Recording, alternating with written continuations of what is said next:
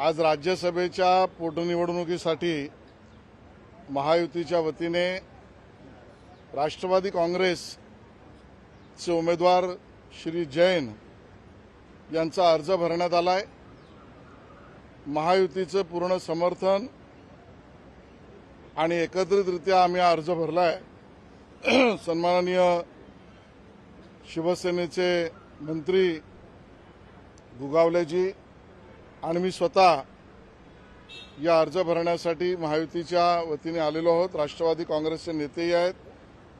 विजय निश्चित होईल एवढंच या ठिकाणी सांगायचं आणि शुभेच्छा त्यांना द्यायच्या।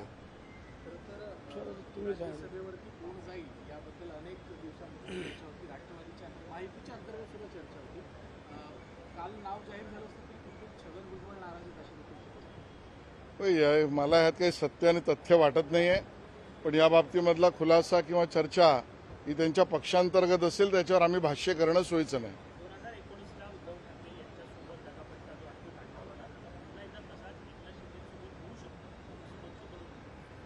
हे त्यांचं व्यक्तिगत मत असेल, शिवसेनेचं असं मत नाही। आणि दगाफटक्याच्या राजकारणाची सुरुवात ही कोणाकडनं झाली अख्ख्या महाराष्ट्राला माहिती आहे आणि त्यामुळे त्यांच्या व्यक्तिगत मतावर मी काही प्रतिक्रिया देणार नाही।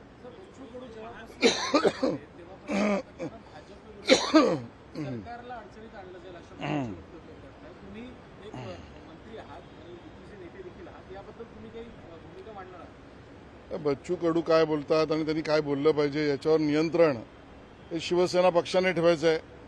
एकनाथ शिंदेजी, देवेंद्र फडणवीसजी आणि सुनेत्राताई पवार, रामदास आठवलेजी ही मजबूत युती आहे। बच्चू कडू काय बोलत असतील तर ती योग्य अयोग्य, समज गैरसमज या सगळ्या विषयातली भूमिका एकनाथ शिंदेजी घेतील असं आमचं मत आहे।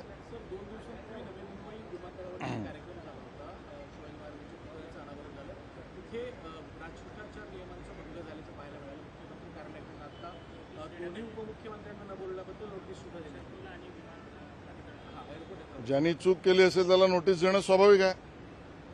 मुख्यमंत्री कार्यालयाने योग्यच केलंय आणि त्यामुळे जो कोणी यातला झारीतला शुक्राचार्य असेल त्याला तंबी आणि सजा झालीच पाहिजे। ते मुख्यमंत्री कार्यालय सांगेल।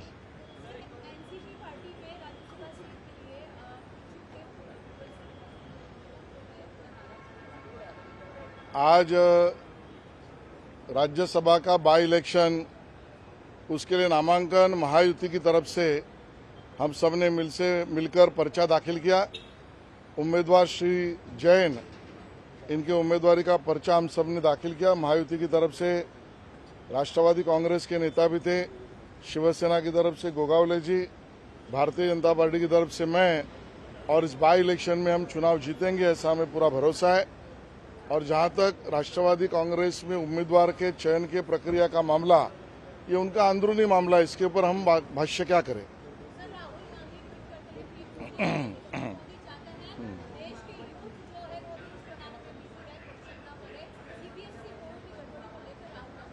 देखिए, राहुल गांधी जी स्वयं पार्टी के हित में काम करिए, पहला जरूरी है। वो प्रधानमंत्री क्या कर रहे हैं पूरे देश ने देखा है, दुनिया ने देखा और काम भी कर रहे हैं। अपनी छुट्टियों से अगर उनको फुर्सत मिले तो अपने देश और देश के युवाओं के लिए राहुल गांधी जी सोचे, यही उनको निश्चित भारतीय युवक दे रहा है।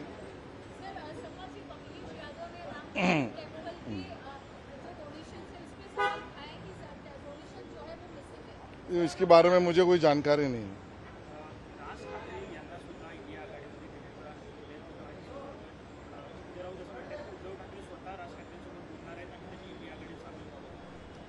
बघा, ही आघाडी आहे का बिघाडी आहे हे त्यांनी त्यांचं ठरवावं। त्या आघाडीमधले किती पक्ष, म्हणजे इंडिया आघाडीतले किती पक्ष सोडून जात आहेत, किती रागावले आहेत आणि त्यामुळे जे छिन्न विछिन्न झाले आहेत ते काही ना काही गोळा करायचा प्रयत्न करतायत, त्यातला हा प्रयत्न आहे।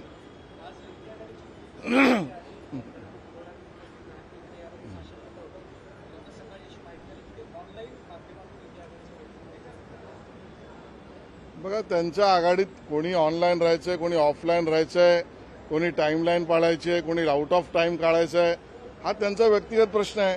पण हे सगळे बेदखल झालेली लोक आहेत. जनतेने याला बेदखल केलेलं आहे. त्यामुळे यांनी कितीही प्रयत्न केला दखल निर्माण करण्याचा तरी त्याच्यात काही होणार नाही. आणि त्यामुळे बेदखल लोकांचा खल करण्याचा प्रयत्न म्हणजे त्यांची बैठक आहे.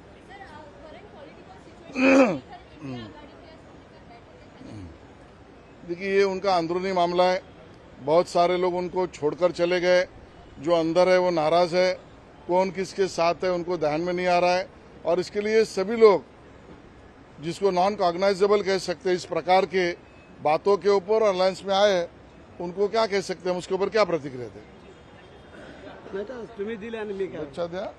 अच्छा आत्ताच आपल्याला शेलार साहेबांनी सर्व इत्थंभूत माहिती दिलेली आहे. आम्ही शिवसेनेच्या वतीने राष्ट्रवादी काँग्रेस पार्टीचे जे आता उमेदवार आहेत जैन साहेब त्यांचा उमेदवारी अर्ज दाखल केलेला आहे. त्याला आमच्या एकनाथ शिंदे साहेबांच्या आणि आमच्या सगळ्या तिन्ही पक्षांच्या वतीने हार्दिक शुभेच्छा व्यक्त करतो. आणि ही निवडणूक बिनविरोधच होईल असं आम्हाला वाटतंय, कारण बऱ्याचशा इथं कोणी काही आलेलं दिसत नाही आहे. आणि त्याच्यामुळे शेलार साहेबांनी आता सांगितलेलं आहे त्याप्रमाणे ही निवडणूक बिनविरोध होऊन त्याला आमच्या शुभेच्छा.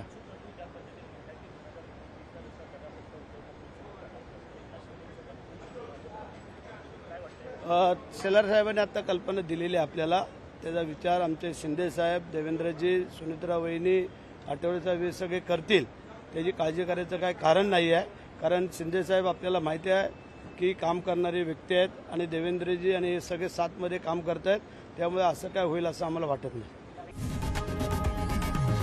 लोकशाही मराठी ऐका, पहा, जागरूक रहा.